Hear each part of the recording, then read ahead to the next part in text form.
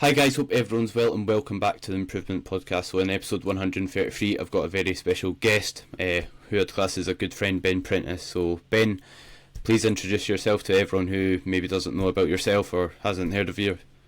Cool, sweet. Well, first of all, mate, I appreciate you asking me to join the podcast. It's fantastic. I've been listening to a hell of a lot of episodes. So was it 133? We'll make sure that 133 is one of your best episodes, mate, for sure. I'm sure we're going to dive into a lot of good stuff as well, mate. So yeah, my name is Ben Prentice. I do apologise about the sore throat. I'm just recovering from a cold. But yeah, Ben Prentice, full-time online coach, bodybuilder, or trying to be bodybuilder. Competed twice now. Once in 2019, once last year as well, same season as you.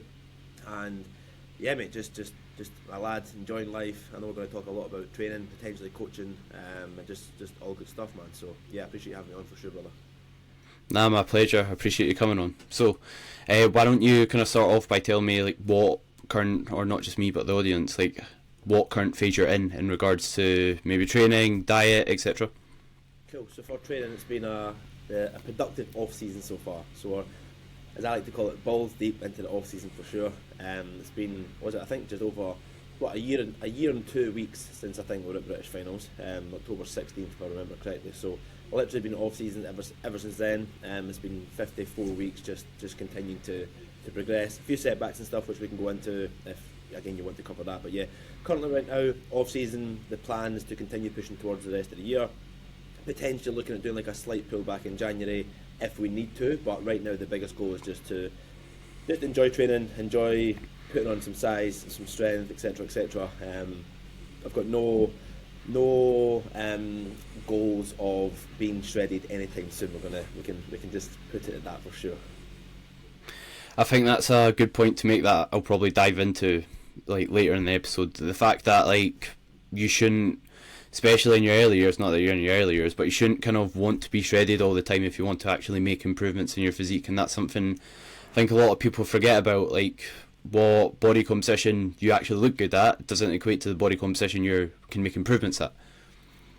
100%, mate, couldn't agree more. It's something that I talk quite highly about this on my social media, and especially my clients. I coach like 95% of my clients are lads, and with that as well, especially this kind of time of year and stuff, people tend to kind of finish their summer diets or competition preps or whatever, and they're like, right, I'm going to do a gaining phase for the next kind of 12 weeks, and I'll see for next year. And I'm like, bro, if you're natural, you ain't making much progress in 12 weeks. Like, of course you'll gain some fullness, you'll maybe gain some strength, but in regards to muscle mass, the next time you diet, you ain't going to look much different. I literally wrote an Instagram post about this about 2 hours ago as well, mate. So yeah, if you're going to make some serious improvements, play the long game, man. Especially if you're young. Like it just totally depends. We can go down such a rabbit hole with this. Like if you want to make noticeable changes to your physique, like you need to commit longer. If you want to make like a little bit of progress, then of course you can go, like you can do the yo-yo diet for summer, gaining phase, winter, etc.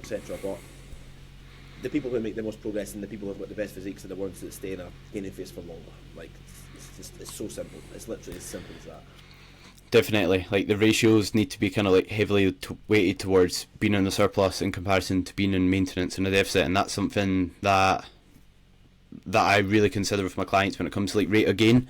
Like with rate of gain, obviously you don't want to be too slow, but you don't want to be too fast either. You want to be in that spot where you can spend as long as possible pushing up without really getting too fat, in my opinion. I think that's where the progress is made, just being there as long as you possibly can so you're in the best position to progress. Would you agree? 100%, mate, 100%. With rate of gain, it's a common question I get asked, or I'm sure you get asked as well. It's like, oh, what should my like weekly rate of gain be? And it's like, it's so fucking, the answer that I always give to 9 out of 10 questions that people hate is it's person dependent, and they go, aye, I was smiling before you smiling before you said that, because I knew exactly you were going to say that. It's the same, mate. Sure. Like every single story that I put up, like addressing a question, or if I do like a Q&A or whatever, or client questions, it's like, if you're absolutely shredded, you can gain a hell of a lot faster. Like my rate of gain was much faster this time last year. I was 2 weeks post show. The goal was literally just get on a good amount of body fat, a good amount of scale weight, etc. Whilst now, if I had to be gaining a kilo a week or whatever, like, yeah, that's not going to be productive at all. So it's definitely going to change in regards to time, not phases, but like time in that phase, body composition, feeling, like appetite, etc. The list goes on. So And that's why it's important, like as a coach as well, like you know yourself, all your clients, like you have to address so much different things and take so many factors into consideration and stuff. So yeah, rate of gain is something that needs to be manipulated for sure. You can't just go balls deep and gain fucking God knows how much weight for a year. It's not going to be productive for sure. Yeah, definitely. And as you said, like after competing out the gate, you're not in a good spot to kind of perform well for a good while, to be fair, to get to actual peak performance. So you start actually putting yourself in a good position to actually build new muscle. So there you want to kind of be relatively aggressive, and then when you're in that spot, I personally think that's when you should kind of slow down so you can prolong how long you're actually in that phase for. And on the topic of like rate of gain, etc., how much have you gained since your show now? Like, what's your body weight sitting at, and what was your stage weight, just out of interest? So stage weight, we'll go in kilos. I know people prefer pounds and stuff, but we'll just go kilos for sure. I was 76 on stage, and yeah, I was 76 on stage. I think my lowest of prep was like 75.7, and I'm now 92.8. I've actually dropped a bit of weight. I was actually on holiday like 6 weeks ago to Greece, and unfortunately I got like a horrific stomach bug for a few days, and I'm somebody who's, if you want to call it, like a quote unquote hard gainer, if people still use this term. So for me to gain weight takes some time. For me to lose weight, yeah, like happens overnight. So literally within, I think 30 hours I've dropped like 10 pounds, and it's just I thought I'd gain it back pretty fast, to be fair. So got rid of the stomach bug, came back from holiday, and yeah, I went holiday 94 kilo on the dot. That was the Tuesday before I left, and that was my peak off-season weight of that gaining of that phase of that off-season anyway.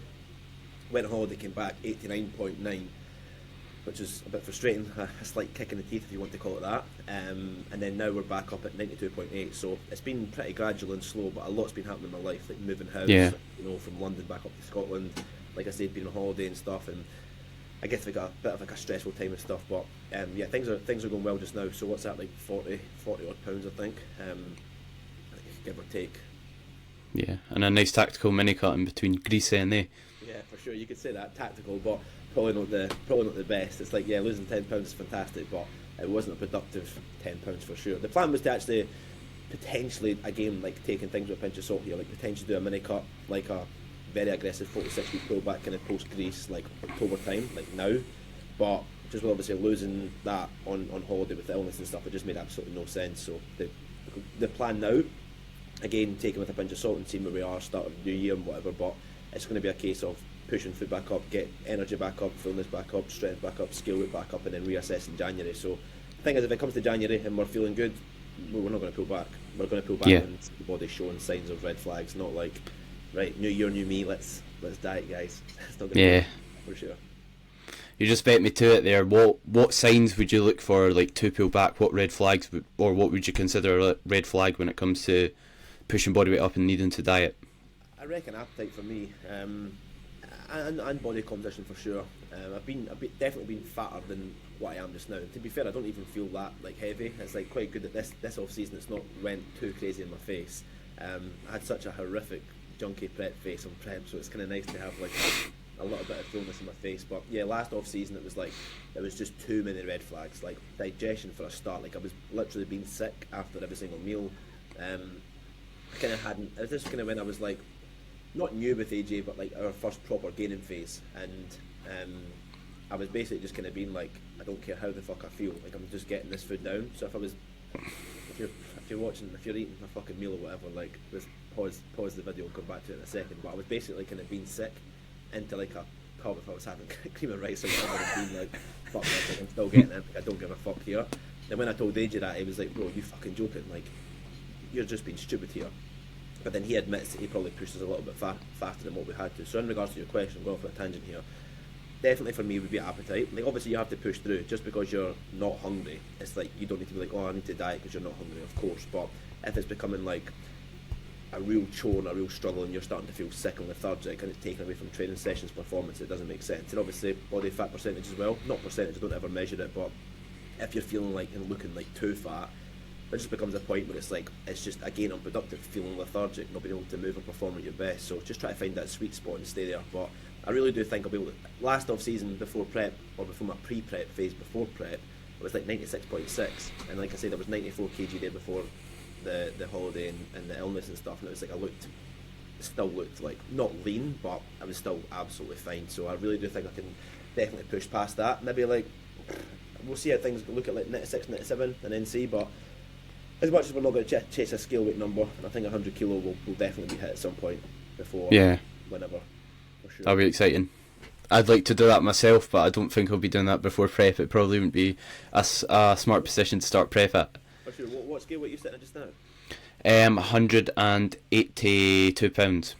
Cool. So I'm not sure exactly what that is in kilograms. Yeah, what were you at? What were you on stage? At stage, I was 163, lowest weight of prep 159. So Oh, man. Yeah. I'm looking to push up to, I believe, 190 pounds, maybe just less than that. So last prep I started 194. Obviously, something I could have improved last year was condition with AJ. So that's why we're starting leaner and giving myself more time. So starting a month earlier, so should set myself up pretty well. I liked what you said in regards to like maybe like appetite being something to consider in digestion, but I think something important as you kind of touched on, like as soon as you maybe start getting your appetite lower, I think it's good to kind of troubleshoot that first and not just kind of pull back straight away, because like if a client comes to me and their appetite's like low and like after like and I ask what's your meals like when you starting eating, they're starting eating their first meal at 11 o'clock, then that's why, you know what I mean, like you need to kind of establish that structure and routine, troubleshoot those issues, because your gaining phase will be so short and you'll limit your progress massively, in my opinion, if you just wait until you get the small turtle and then think, right, diet time. Yeah, for sure, mate. Nah, definitely. It's like there's so many there's so many different things to look at, mate. And like you say, like if you're doing your check-ins or whatnot, it's like asking your clients the correct questions of, like you said, their meal timing, or even what would you call it, like for fuck's sake, like just like your eating window, I guess. Like if you're eating, like as you said, if you're eating first meal at 11 o'clock and you go to bed at 8 o'clock, that's a hell of a lot of calories to have within such a short eating window. Whilst if you can like extend that, have your first meal, let's say 7 a.m. and still go to bed at the same time, it's going to be so much easier. You could probably have your second meal with the time you're having your first meal, and again, like so many different things, lower volume foods, and even just like like if it like goes down the rabbit hole of you've tried every single thing and you're still struggling, and it's just like that one thing's throwing you off. It could be just a change in foods. Sometimes an issue that I ran into like quite recently was just like having the same protein source. I was literally having like not a lot of protein sources apart from just chicken, and it was like then became like a digestive issue. So then just like swapping out different food sources and trying different things, and then again, person dependent, kind of finding what to do. Really important. Definitely think that's a good thing to touch on, like changing your food sources depending on what phase you're in. Like you shouldn't really have the foods that when you're dieting potentially. I know people say like nothing changes, it's just the amount, but there are times when you potentially want to change, because like the amount of maybe food you're eating when you're peak gaining phase, like the amount of fibre you might be consuming from like trace sources, as long as fruit and as well as fruit and vegetables, could be so high that could be causing digestive distress. So I think it's definitely good to like tailor your food choices depending on what phase you're in. And as you touched on with like the eating window, like if you start eating, like you said earlier, you've got the chance to get another meal in and digest that meal, be hungry again, and literally have another just the ability to eat another meal and not really feel much fullness from it. So I definitely agree in regards to that.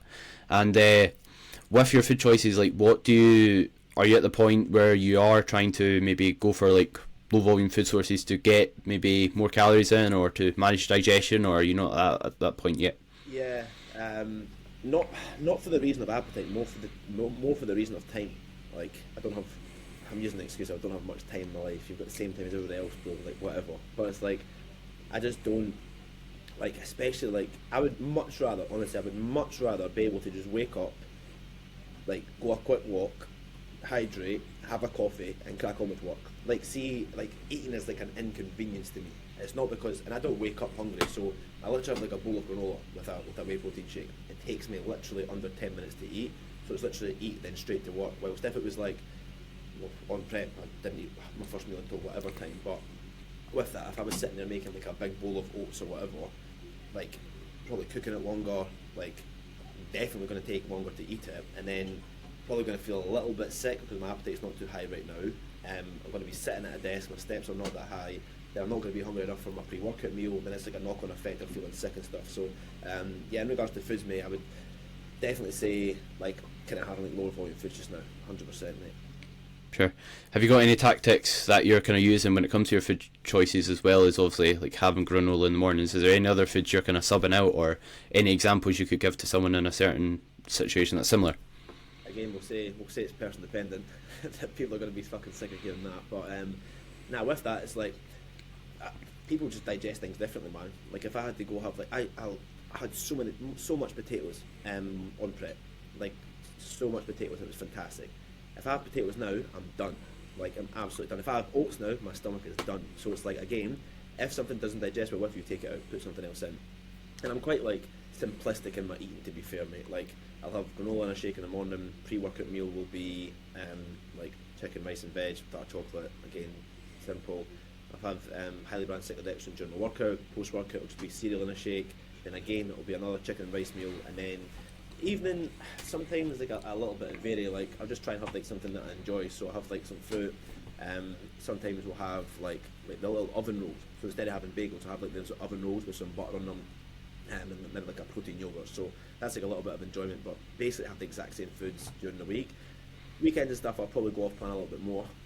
Not like fully. Again, if I'm training, I'll still have the same pre and post workout meal. But then if I'm going to go out for a meal with my friends, my brother, Alex, whatever, I'll still try and enjoy that kind of that off plan meal and just make sure that I just don't undereat. But in regards to that, like what were you saying about tactics and stuff? Do you mean tactics for like digestion or getting more food in? Because again, like we go down to so many different things with that.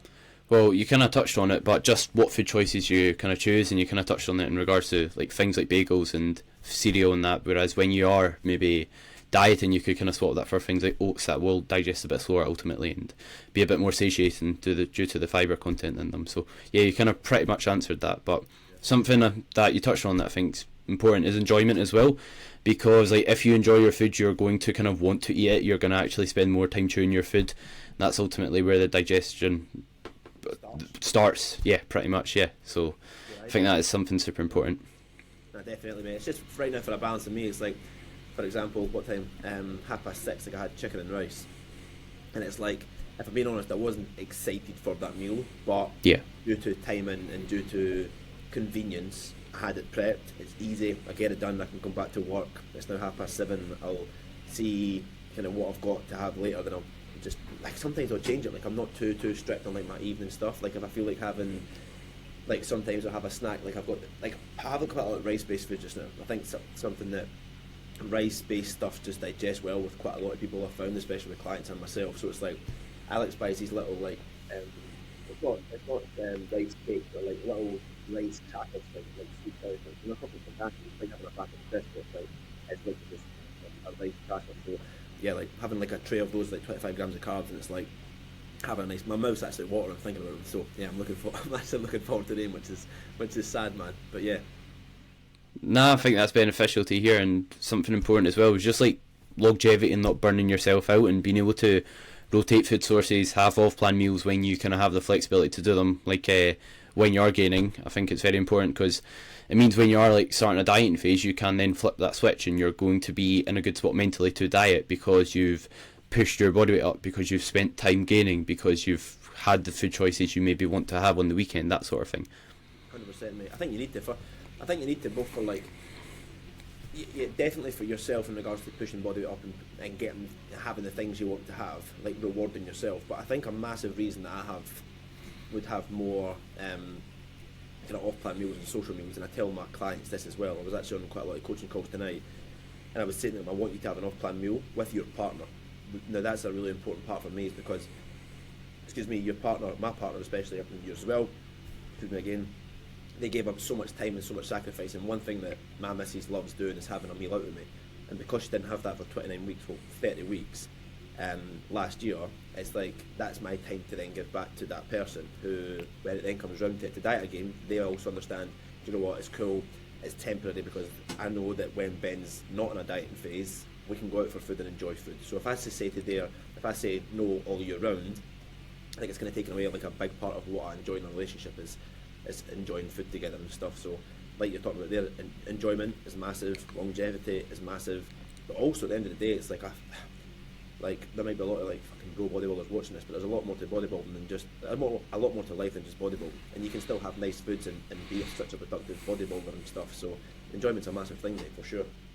Yeah, definitely, and I think that's good touching on the fact that you do it to spend time with your partner, because some people maybe getting into what you could say bodybuilding or the gym, they might not believe that's possible. They might think that you need to be 100% just eating the same foods every single day, and you can't have that flexibility, and that's something that can ultimately lead you to getting burnt out, in my opinion. And not only that, like it's not needed. It's like I'm kind of similar to yourself. Like I don't, when my girlfriend's maybe working a bit more and I'm not seeing her much, I won't have an off-plan meal, because part of it's just like having a social occasion, spending time with someone.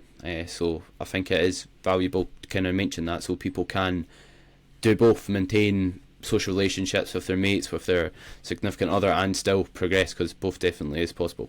100%, mate, 100%. There'll become a time and a place where you can.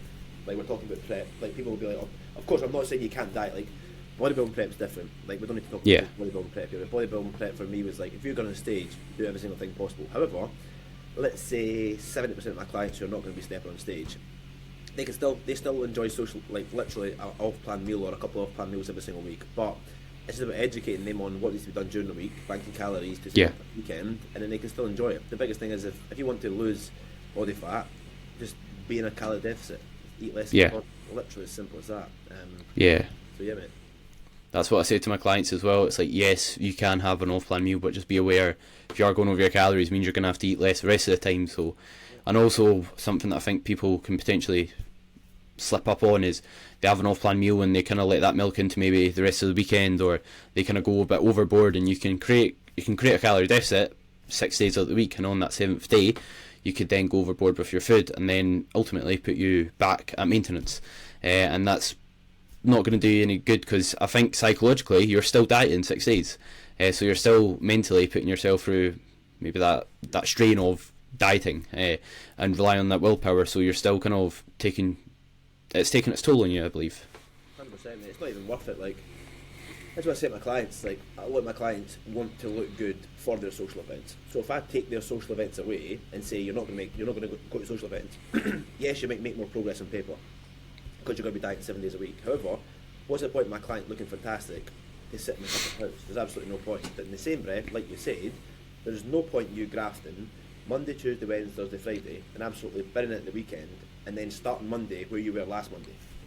Like that's fine if you want to maintain where you are. That's absolutely fine. But most people nowadays want to progress. So it's about finding a way where you can make progress during the week, enjoy your social event, get to Sunday night, not feeling guilty, get to Monday and be ahead of where you were this time last week, or maybe not even like a weekly basis, but like weekly or fortnightly or monthly or whatever you're looking at your progress over. But it's just important that you're still moving forward. 100%. Yeah, definitely. And as you kind of touched on, like you said, weekly, and that's something important, because it's not just about what the scale weight is on Sunday, because ultimately, like, if your average is dropping on a weekly basis, that's what you're looking for. So that's kind of the benefit of not just weighing yourself one day and not stressing about kind of fluctuations, and taking a weekly average. 100%, mate. Like you said there, like you could have, if you're having an off-plan meal at the weekend, which usually would be the weekend, the next again day is going to be like retaining water, again digestion, sodium levels, like you might have ate a little bit or eaten a little bit later than what you usually do, like so many different things to kind of contribute into that. So yeah, like with that, just take it with a pinch of salt, and don't. Scale weight's almost an indicator of progression, like over the course of whatever, but it's not the be all and end all. Do you know what I mean? So Yeah. take things with a pinch of salt. Well, some people's goals is weight loss if they need to lose weight for something like competition or whatever, like in certain categories or whatever. But like 9 times out of 10 people want to just look better, and you can tell when you're looking better if your scale weight's not drastically dropping or whatever. So yeah, for sure, bro. Definitely, and I think that's something important, like not chasing a lower scale weight, because sometimes you can get kind of caught up on, right, I want to be lighter and lighter, but ultimately that's not your goal, and that's why it's like important to consider other things, like how are you looking visually in your progress photos, because if you're looking better, you're the same body weight, then that's a win. Whereas some people can kind of get a bit attached to it, which I can get why, because it's a tangible way to say progress. It is exciting seeing a new low in body weight, because it shows you're progressing, especially when maybe performance might not be flying up because you're in a dieting phase. So I think that's something important for sure. No, definitely. Like what you said there, it's not a. It's just asking your client the question. Like, say for instance, they're like, I'm 80 kg, or I'm 83 kilo, and they're looking great, they're looking pretty lean, and they're like, I want to be below 80. I'm like, cool. So would you rather be, let's say, 77 kilo, but you look worse, or be 83 kilo or 80, 81, whatever, but look better? Even though they're heavier, they'd much rather look better. Nobody's going to come up to you on holiday or even on fucking stage, but, oh, what weight are you, bro? You look like you're 70 kilo or 80 kilo. Nobody gives a fuck. It's about how you look. And like you said there, like when, this is like both things as well, like people can either chase a number on the scale, or like end up chasing condition too much that it worsens their physique. That's something I see a lot in young people as well, or even people who've not been trained that long, who are just like not got much muscle on their frame. Is like they're like, oh, I want to get leaner, I want to get leaner, I want my quads to be leaner, I want my hamstrings or glutes to be leaner. And I'm like getting leaner doesn't necessarily mean like less weight or less body fat for you. You just don't have the muscularity, the actual mature muscle to kind of push through that body fat and actually have that level of condition. So there's so many different things that people, like you say, they think if I just keep losing weight, I'm going to get leaner and leaner and leaner, and that's definitely not the case, mate. It's very much a balancing act, if you want to call it that, mate. Yeah, definitely, and I see that with like some clients myself. Like they want to just diet and be lean, but like you need that muscle tissue to reveal, and if you're not kind of spending time in a surplus, you're never building your metabolic intake, or in other words, your calories up. So you're not giving yourself you're not putting yourself in a good position to then lose weight and reveal any muscle tissue. And I think that's something that a lot of people do wrong. Like you want something to show when you're dieting, and you're probably not going to be happy with the final product of your diet if you don't spend time purposely gaining or at least maintaining. Because if the only time you're consistent is when you're dieting, like you're never in an actual prime position to build muscle. So you're going about your training and your whole fitness journey never ever being in the best position possible to build muscle. And I think that baffles me, and people leave a lot of progress on the table. 100%, mate. It's like a time of year right now that's like people just start slowing down. They think, I've got in good shape this summer, I'm going to start slowing down. And it's like, well, that's fine, but what you do now will show next year. Bottom line, Yeah. like it will. And I think it was AJ that actually mentioned this in one of his videos on the NBW site. It was like, the diet is literally just you pulling off body fat to reveal the progress you made in the off season. Literally. Yeah. Do you know what I mean? So if you're not even spending any time in the off season, how the fuck can you expect to make progress? You're not going to. Yeah. I think I literally done another post on this as well. Like we spoke about this earlier. Like these 12-week gaining phases, it's not going to do nothing. Absolutely nothing. Yeah, definitely. And I think that's a bad thing about the term off season, because it seems like Switch off.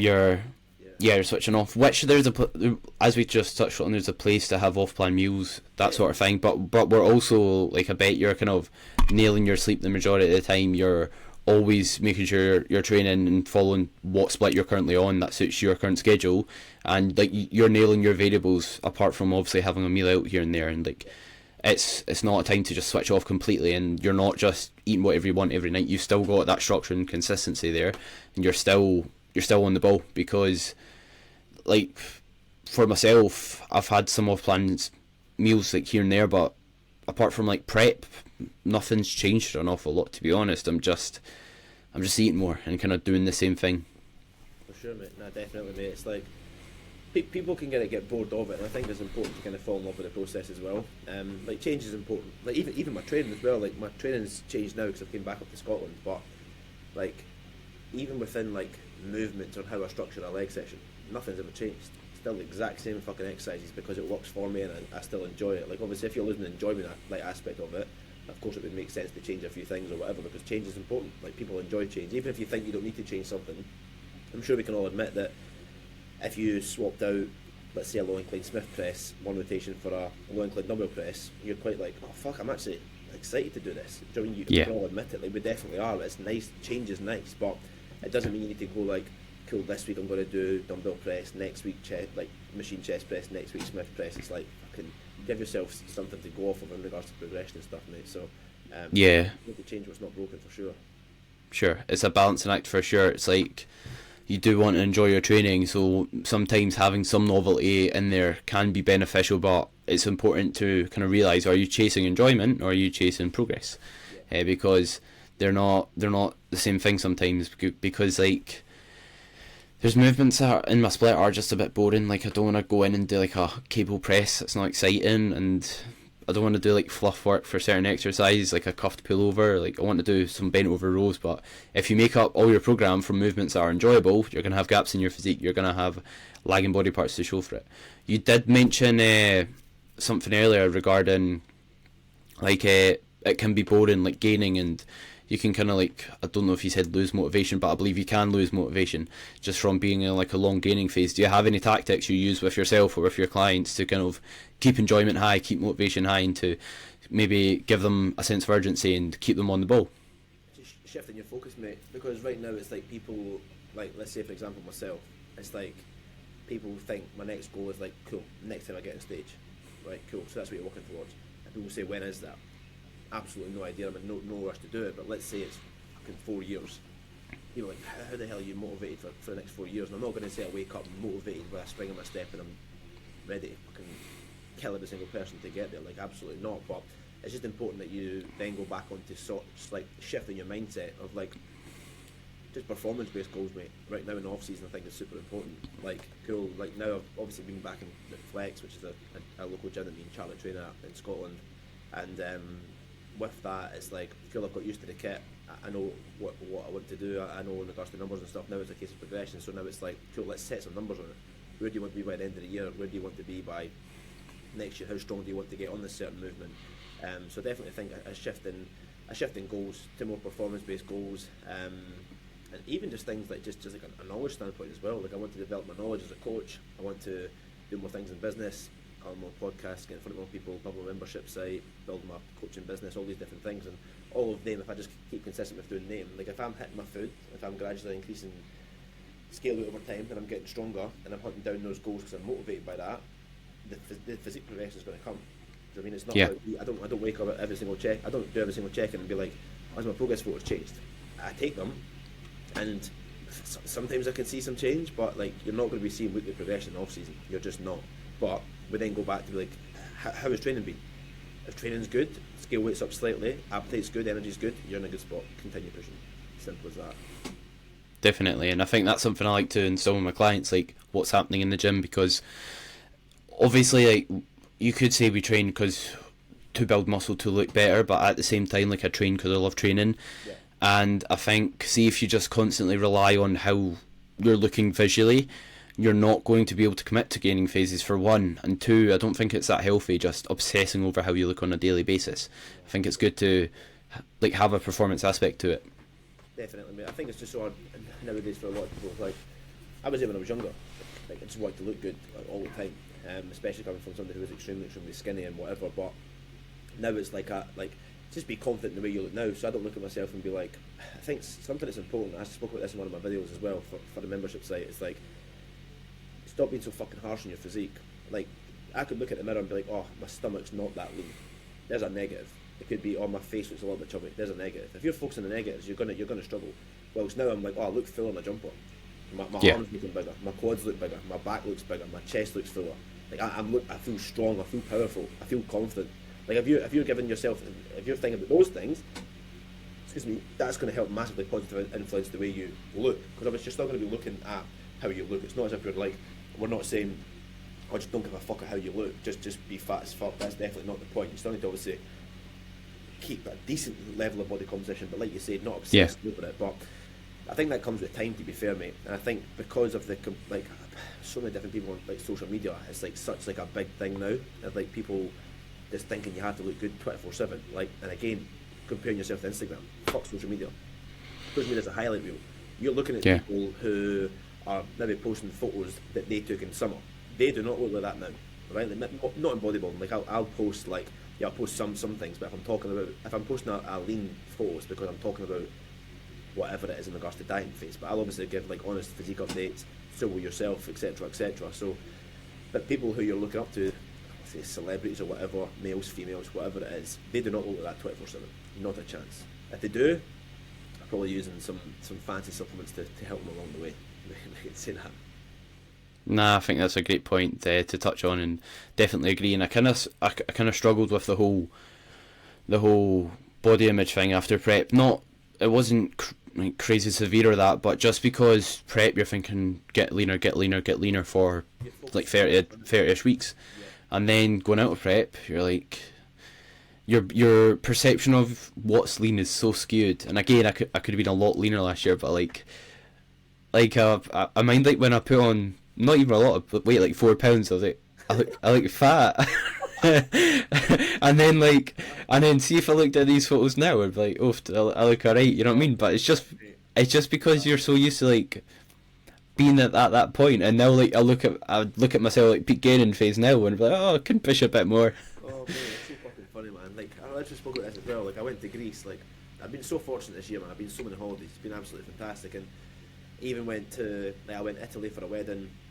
I went to Spain for a business trip. I went in Greece last month with my girlfriend, and it's like I was at a resort in Greece. There's a couple of guys who were in good shape, to be fair, so hats off to them.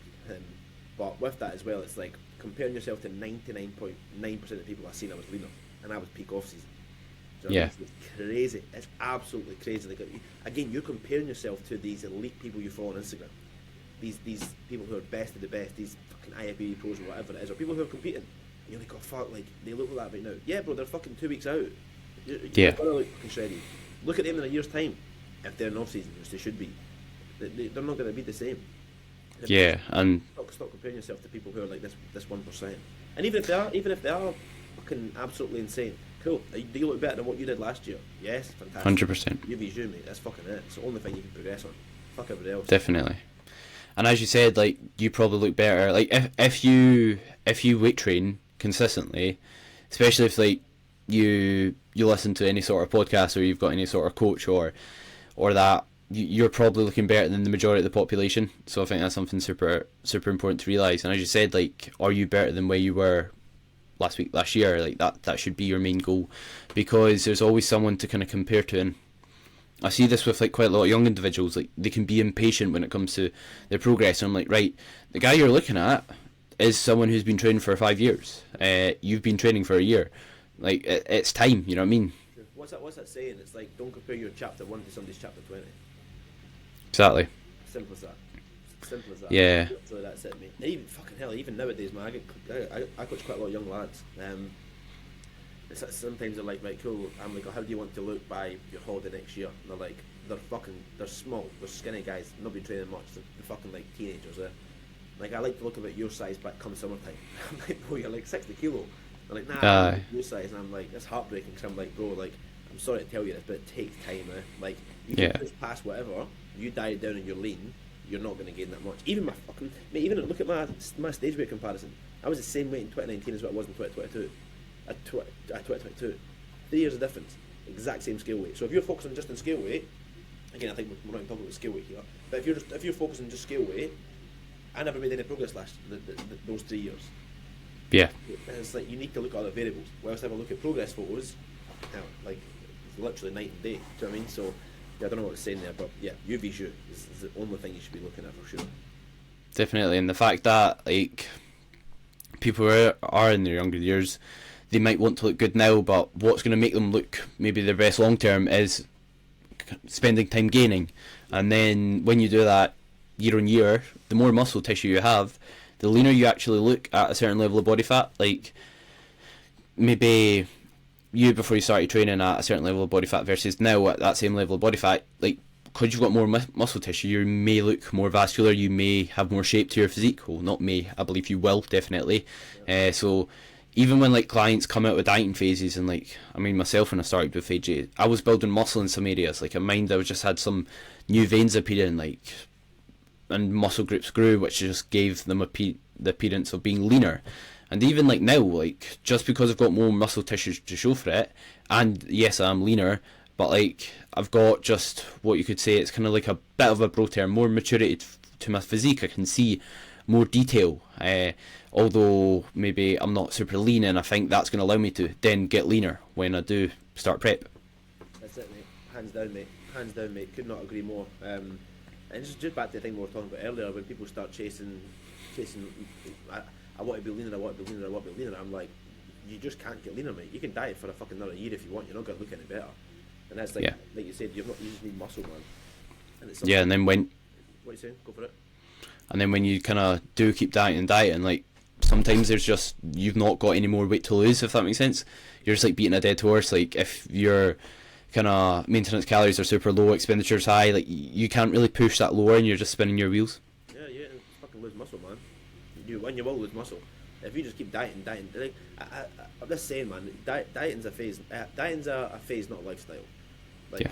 just go in the phase, you need to get out of the phase. You just have an end goal Yeah. of the phase, whatever it is, like, and I guess, like, even if you are somebody who just wants to look good every single summer, that's cool, but after summer, like now, get out of it, man.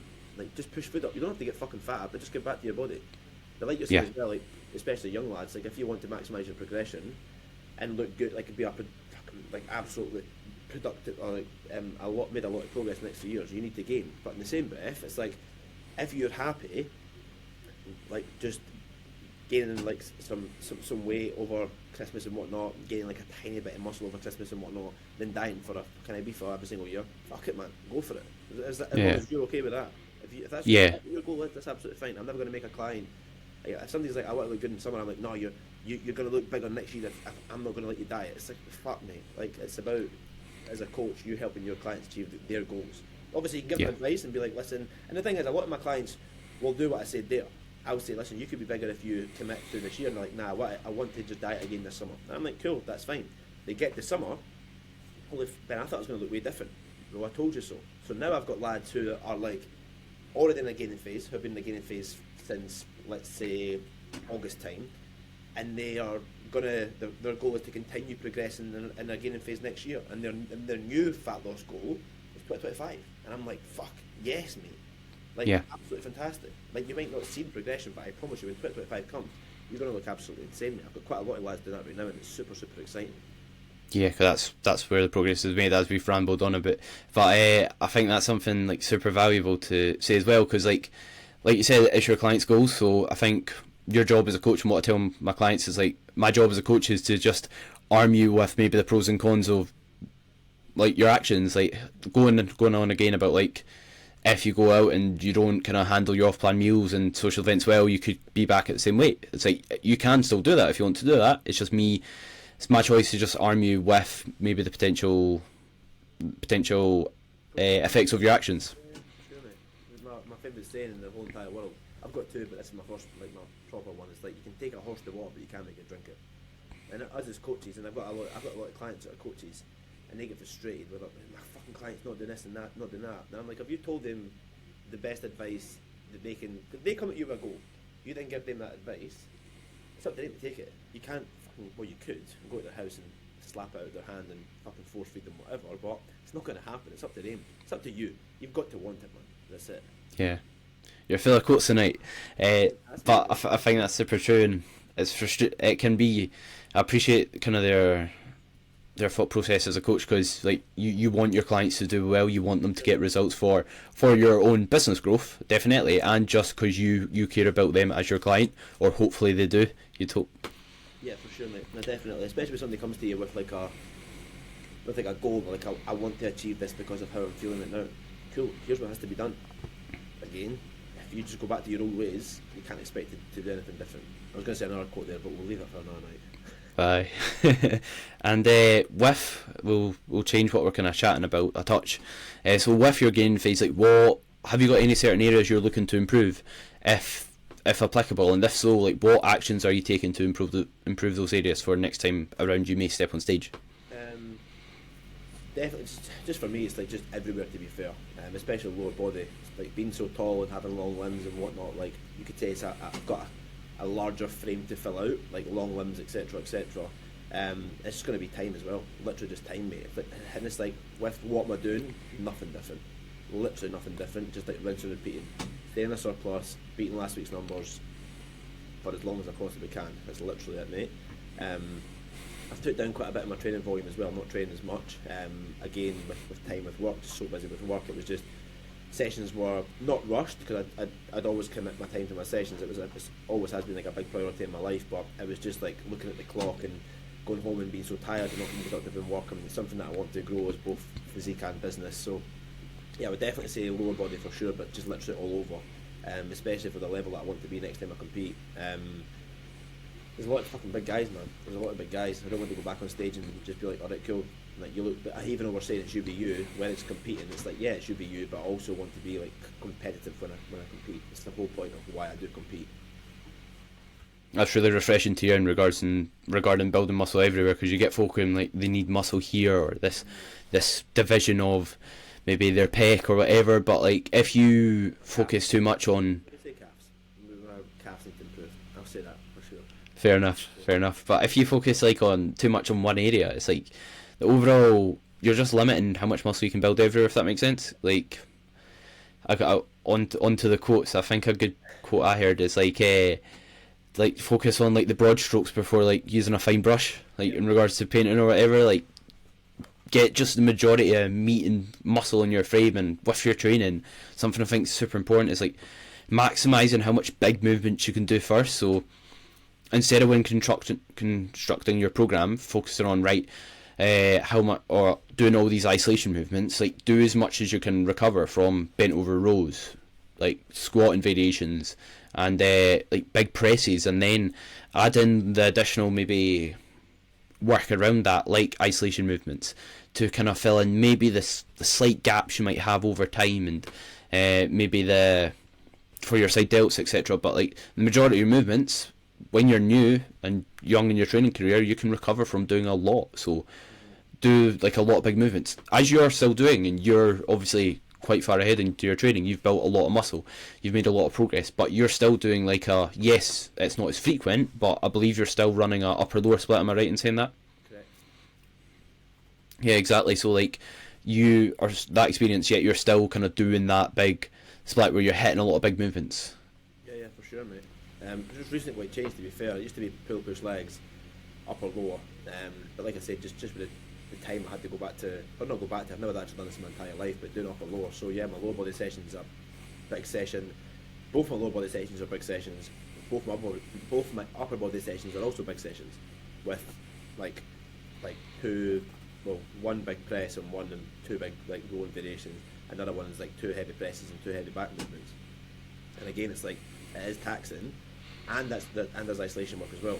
There's like a few, then there's arms at the end of that. So it's a long session and a taxing session, but I can recover from it fine, and I progress fine as well. And you need to recover. If you're not recovering, you're fucking wasting progress. Like if you're only as big as, or you're only going to make as much progress as what you can recover from. So it's really, really important that as well. But people think, we go down another rabbit hole with this. Like people like less can sometimes be more. Like absolutely.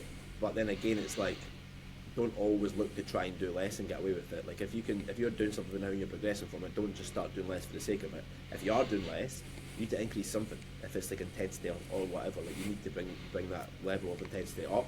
If you're like going to be bringing something else down or whatever it is, mate. So yeah, upper lower just now, mate. It's going well, man. It's going well. I'm enjoying it for sure. Good.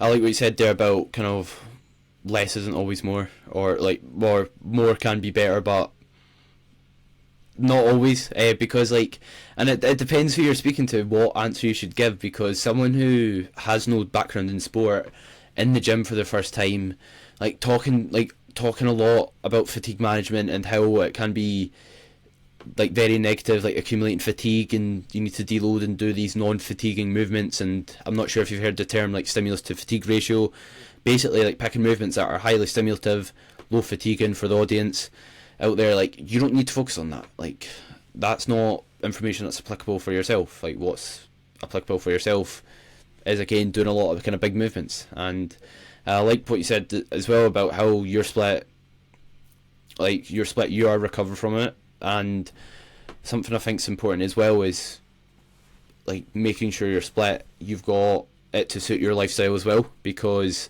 see, if you try to maybe, tell me your thoughts on this, but if you try to stick to your previous split, doing pull, push, legs, I believe, and kind of committing that time to it, if you can't, or you could probably still adhere to it, but if that's going to cause excessive stress outside the gym, as you kind of touched on briefly, then that's maybe going to impact your recovery, impact the quality of those sessions. So in that case, as we kind of touched on, more is not necessarily better in that case. No, definitely, mate. Like you said there, it's like there's multiple things that was affecting, like even enjoyment, mate. it even took away from enjoyment. Like the gym was just a chore. The gym, like I had to just get to the gym. It wasn't even as if I was like, oh, I'm like cool, I've got pushed today. It was like, fuck, hurry up, I need to get to the gym. I've got push. So it wasn't even as if I was enjoying it. And the main reason we train is because we enjoy it. And if we enjoy something, like I know we've spoken about like enjoyment and progression, but if you enjoy something, you're going to work harder at it. But if you're not enjoying something, it's going to be really, really hard to kind of get the motivation to perform. When I was in the gym, I would still perform. I would never not perform. But like you said, I was constantly looking at the time. My business took a hit. Well, it didn't really take a hit. It was fucking very, very difficult to progress my business because, or be there. I want to be the best coach for my clients. I want to have the energy. Like my clients know me for, like I know it's 8 o'clock at night. I've had a busy day, so I might not be full of energy right now. But like I want to be like an energetic, upbeat coach. I don't want to be like, you know, like, all right, mate. Like, yeah, you've done well, and can't focus. Do you know what I mean? Like I was like that during prep. It was fucking hard, but prep's different. I knew that was going to be the case. My clients were understanding, which is fine. But now I want to have energy to give to my clients. I don't want to be miserable as fuck to my missus, to my mates, not be able to do anything at the weekend because I'm so fucking tired and overwhelmed. Like overwhelmed is a massive thing, and stress management as well. Like you need to manage yourself, man, and manage your time. And it's hard, especially being self-employed. I've been self-employed literally my whole entire life. So being your own boss, try to progress a business, try to progress a physique, be a boyfriend, be a brother, like coach for X amount of clients. It's a lot, man. So yeah, like less for me was definitely more. It allowed me to have better sessions. I had better quality sessions. I've got more enjoyment. I made more progress. My business is going better. I've got more energy. I've got more time for my missus. I've got more time for my mates. Like so much different things, mate. It's literally just this sweet spot. And every single person's different. And what you'll probably find as well is like clients will always come on board and be like, I can do 6 days. And I'm like, right, cool, but how many sessions are you missing? There's so many weeks that you're just missing sessions, mate. Because you cannot adhere to it. You're stressed out your fucking box. You're now saying that I missed a session because of this and because of that. So you're now not adhering to the plan. You're now frustrated about that. Let's just do less, mate. Instantly less stress off the shoulders. They're going to enjoy the process more, make more progress, have more energy to put into their sessions, fucking look better, look and feel better. Definitely.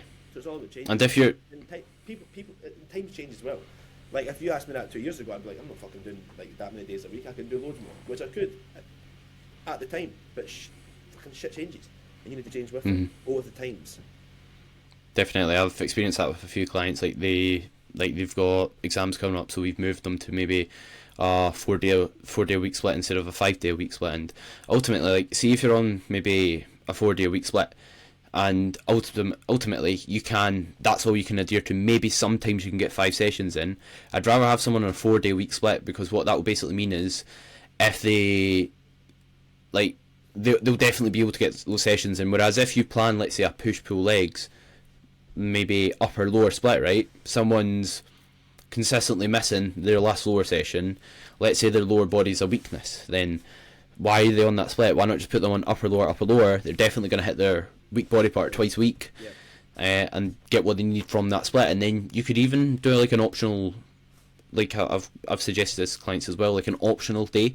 So like maybe like arms and delts. Yeah, for sure, man. If you've got time on a Saturday and you want to go to the gym, fucking go. There's a day there. Yeah, so you're kind of like auto-regulating how much time you have, and then, like, worst scenario is you don't train arms and delts, and that's not like one of the big. You're not going to get as much return in that from training upper. So if you do miss it, it's not as big a deal when it's planned in. For sure, mate. Nah, you hit the nail on the head with that there, mate. 100%, mate. Nothing to add there. That's spot on. Sweet. Is there anything else you'd like to kind of chat about tonight at all? Is there any other topics you'd like to cover before we kind of wrap up?